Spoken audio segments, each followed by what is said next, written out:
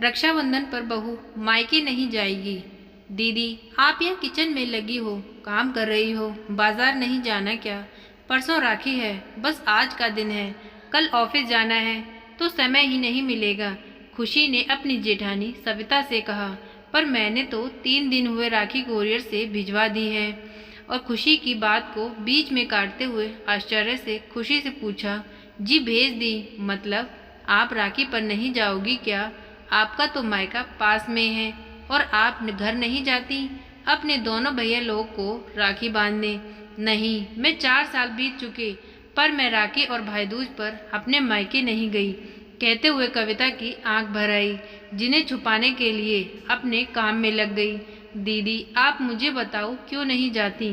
कुछ गंभीर बात है या आप बताना नहीं चाहती? तो मैं आप पर दबाव नहीं डालूंगी।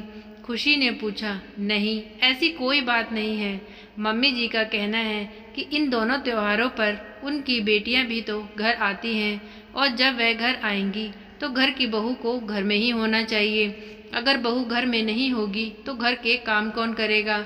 शुरू में शादी के 1-2 साल तक बस मम्मी जी ने मुझे राखी और भाईदूज पर घर भेजा था। उसके बाद उन्होंने मुझे साफ मना कर दिया और बोला, अगर तुझे राखी बांधनी है तो अपने भाइयों को यहीं बुला लो। अब तुम तो जानती हो ना खुशी, मेरी भाभियां भी हैं, वह भी अपने घर राखी बांधने जाती हैं। मैं यहाँ कैसे बुला सकती हूँ उनको? पर माँ जी तो मेरी बात बिल्कुल भी समझती ही नहीं। उन्हें तो बस अपनी बेटियां ही दिखती हैं। तुम्हारे भाई साहब ने तो मुंह खोलना ही नहीं है। उन्हें भी इस बात से कोई फर्क नहीं पड़ता कि मैं त्योहार पर अपने घर जाऊं या ना जाऊं। उन्हें तो बस अपनी बहन से ही मतलब है। दूसरी की बहन का दर्द उन्हें नहीं दिखाई देता। तो फिर मैं क्या करती? या तो कलेश करती या फिर चुप रहती। तो मैंने चुप रहना बेहतर समझा। और सविता का जैसे बांध टूट गया और वह बिलक पड़ी। खुशी के मुंह से बोल न फूटा, पर इतना तो समझ गई कि यही स्थिति अब फिर से रिपीट होने वाली है, क्योंकि वह भी अभी शादी करके आई थी। 1-2 साल बाद उसके साथ भी वही सब होना था जो सविता के साथ हुआ था। अभी खुशी सोच ही रही थी कि सविता की आवाज़ आई, मेरे मायके में तो भाई दूज भी मनाया जाता है, पर यहाँ तो रीत ही नहीं है, तो मेरा भाई दूज भी बंद करा दिया। हमारे यहाँ रिवाज नहीं है, तो मैं तुम्हें अब इस घर के हिसाब से ही चलना है, यानी अब अपने भाइयों का तिलक भी नहीं कर सकती। लेकिन ननद रानी हर भाई दूज पर यहाँ आती हैं। अपने ससुराल में कहा है कि हम तो भाई दूज मनाते हैं। मज़े की बात तो यह है कि उनके ससुराल में भी भाई दूज नहीं मनाया जाता, लेकिन वह झूठ बोलकर सारा दिन यहाँ बिता जाती हैं। बेटियों का तो मायका है, पर बहू का कोई मायका नहीं है। उनके तो भाई होते ही नहीं। सविता फिर रोने लगी। खुशी ने जेठानी को चुप कराया। खुशी की शादी अभी 1 साल पहले ही हुई थी, लेकिन वह स्वभाव की बहुत अच्छी थी। दोनों देवरानी जेठानी में सही बनती थी और दोनों एक दूसरे को समझती थी। सासू माँ भी बहुत हैरान थी कि आखिर इन दोनों में कभी लड़ाई क्यों नहीं होती। अक्सर तो सुनने में यही आता है कि देवरानी और जेठानी के आपस में बिल्कुल नहीं बनती, लेकिन उनकी तो दोनों बहुओं में बड़ा ही प्यार था और सलाह से रहती थी। लेकिन कौशल्या जी भी चुप ही थी। आखिर उन्हें चाहिए भी क्या था? सब काम बैठे बिठाए हो रहे थे। अब घर में उनका राज चलता था। जो एक बार वे कह देती, उनकी बात को टालने का किसी में दम नहीं था। और बड़ी बहू को तो उन्होंने पूरी तरह से अपने कंट्रोल में ले रखा था। और बड़ा बेटा भी कभी माँ के आगे जुबान न खोलता। कभी अगर सविता अपने पति से सासू माँ के बारे में कोई बात भी कहती तो उसकी बातों को अनसुना कर देता और कहता कि माँ तो गलत हो ही नहीं सकती। कितने सालों से सब कुछ ऐसे ही चलता आ रहा है। शाम को सभी लोग जब खाने की टेबल पर खाना खाने के लिए बैठे, तभी खुशी ने अपनी सासू माँ कौशल्या जी से कहा, माँ जी, दीदी इस बार अपने घर नहीं जा रही। तभी कौशल्या जी बड़ी बहू सविता से कहती है, क्यों सविता, अभी तक तुमने राखी कोरियर से नहीं भिजवाई क्या? और तुम्हें पता है ना कि मैंने तुम्हें पहले भी बोला हुआ है, राखी वाले दिन तुम अपने घर कैसे जा सकती हो? मेरी बेटियां भी तो घर आएंगी। अगर तुम वहां चली जाओगी तो घर के काम कौन करेगा? घर के काम करना अब मेरे बस की तो बात नहीं है। मेरी तबीयत भी ठीक नहीं रहती।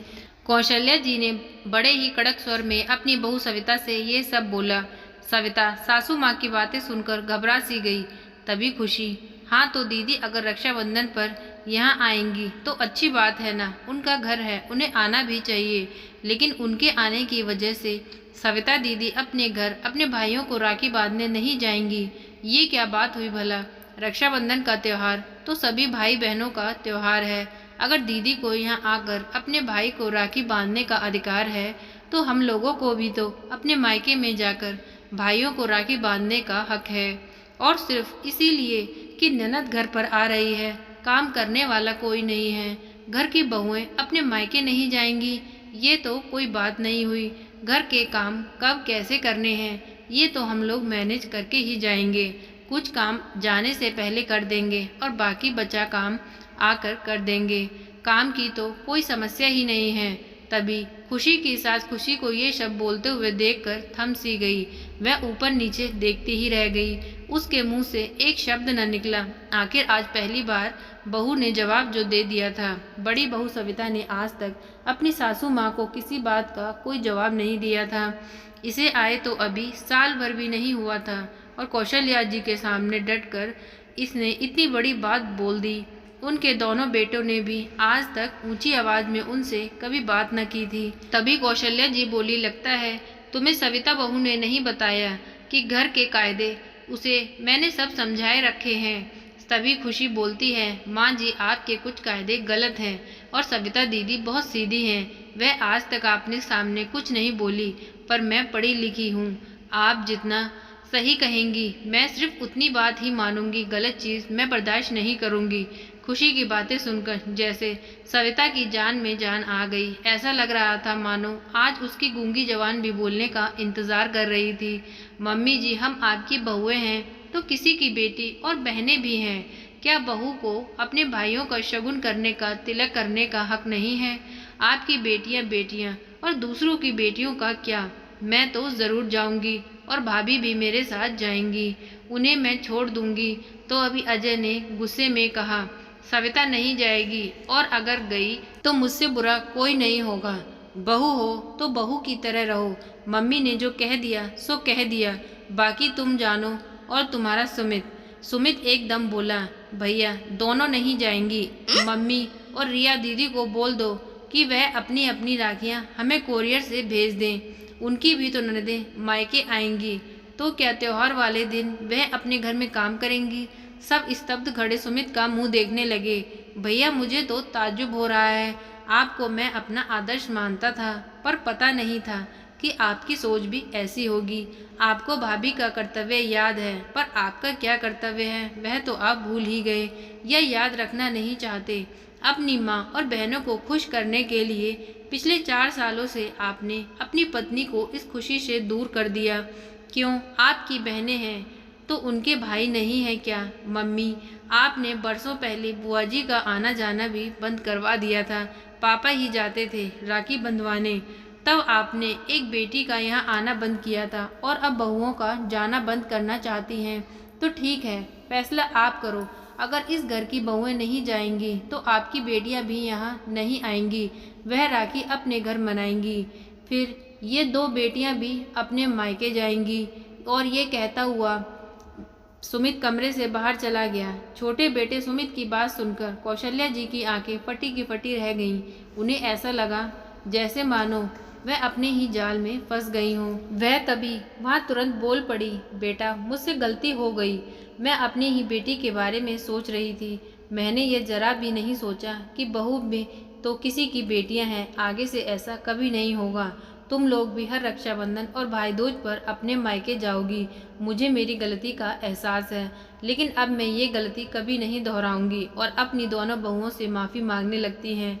बहुओं ने सासू माँ का हाथ पकड़ लेती हैं और कहती हैं, माँ जी आपने हमारी बात समझ ली, यही काफ़ी है।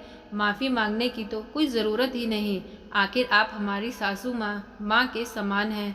और फिर सविता को खुशी खुशी उसके मायके रक्षाबंधन पर भेज देती हैं और दोनों बहुएं खुश हो जाती हैं। तो फ्रेंड्स, इतनी सी थी ये कहानी। आज की ये कहानी आपको कैसी लगी प्लीज़ कमेंट करके बताएं। प्लीज़ वीडियो को लाइक करें, चैनल को सब्सक्राइब करें। Thank you.